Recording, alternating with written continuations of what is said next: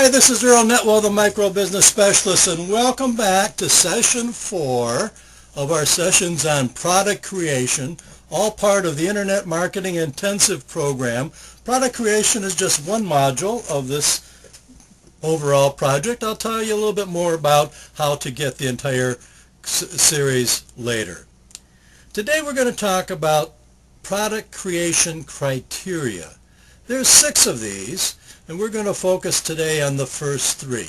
Altogether, the 6 are demand, price, title, contents, format, and affiliate links. And today we'll talk about demand, price, and title. The first issue is demand.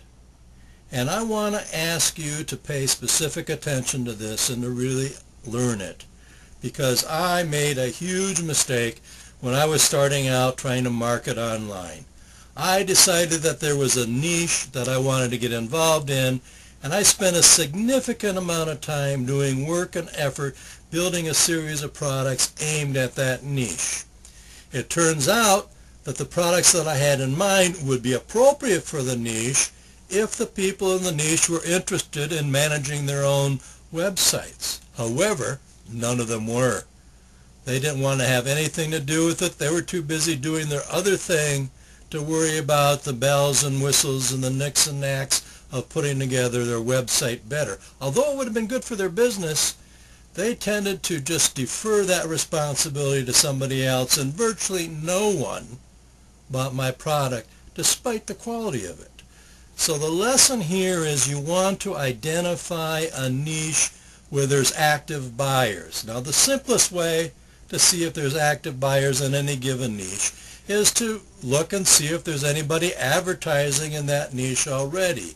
And while you might at first think that a lot of competition is bad news, the truth is that it is good news, because it indicates that there are actively buying public seeking products in that niche, or else those advertisers would not be there.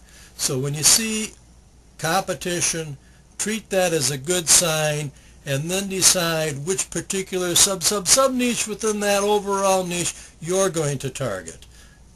The key here again is to pay attention to demand and to create a product where people are already buying products. That way you're far more likely to be successful with your product. Second topic today is price. Now, if you want to make $10,000 over the lifespan of a product, you need to know that up front. And you should be thinking in terms of the lifetime value of the products you create and how much money you're going to get from it. You're in business for yourself. You need to start plotting out revenue streams and making sure those revenue streams are adequate to keep your business going and to give you the rewards that you're seeking. So first things you do is you figure out about how much money you're hoping to make with a given product. And say you want to make 10 grand on the product, you can either create $10,000 products or 1,000 $10 products. Now you might want to be somewhere in between there, and the difference is the greater the product, the fewer you'll sell. The lower the price of the product, the easier it is to sell, but how much more are you going to need to sell? You have to come up with your own determination of that, but do so and think of that in terms of how this is going to fit into your long-term economic schedule and scheme, okay? Now, on price, additionally, say you've got a master resale rights product or a PLR product, or you created a product of your own and it's similar to many others out there, then you look and you see what similar products are selling for. Are they $7, $17, $37, $97, $197? You look at approximately what other folks are doing in the marketplace and use that as your initial guide. Now, don't be tempted to undercut your own value. If your product is worth $37, charge $37 for it. Don't give it away at $7 or $17. You're just cheating yourself. Create a value. It's always easier to, at a later date, if you decide you're asking too much, to offer a bonus, to combine it with other products, to give a special, any number of ways of lowering the price. It's usually much easier to lower a price than it is to raise it once you've established a rock bottom price for something. Now, it's not impossible, but generally speaking, be honest, be real with your pricing, but don't be bashful. Ask for what it's worth, all right? Now, next we want to talk a little bit about the title. The title of your product is like the opening of a line in a speech, like the headline in a sales page. You need to do a number of things. You need to capture your audience's attention. You need to create interest in your audience, and you got to tell them what it is that you're talking about so they know what ballpark you're in. And those are three criteria, and you need to do that as succinctly as possible. Ideally, you want your title to basically tell the tale of the product.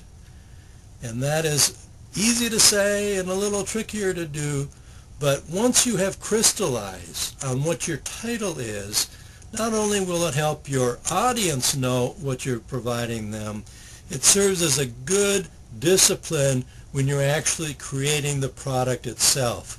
You want to be specific and singular in your focus in your products. You don't want to be product A and auxiliary B and this idea D and oh, this is a nice little side anecdote E. You want your product to be streamlined so that it gives the audience, your customer, exactly what you say it will in your title and in your presentation about the product and no more. You don't want to distract them. You don't want to take them on side journeys. You want to focus. So by having a clear, concise title, that helps you have a clear, concise construction of your project from the get-go. These three comments on demand, on price, and title are basic product creation criteria. Next time we'll talk about the other three: contents, format, and affiliate links. But these are important things that I've just explained to you, and I hope you will take them to heart. Now, this concludes this particular session on product creation. I want to remind you that the entire series on product creation will be available on my blog, which is at www.microbusinessspecialist.com/blog, B-L-O-G. Now keep in mind that the last four letters, B-L-O-G, blog, should be in lowercase. The rest of it doesn't matter, but the last four letters need to be in lowercase. The entire series and this product creation component is just one of 8 modules as part of my Internet Marketing Intensive program. And if you're interested, you can get the entire program at www.askearlabout.com/I, M, I, dot, lowercase p, HP, with the PHP all being lowercase. So again, it's www.askearl.com/I, M, I, dot, lowercase PHP. This is Earl Netwal again, the Micro Business Specialist. Looking forward to visiting with you again soon when we go over the next 3 product creation criteria. Have a great day.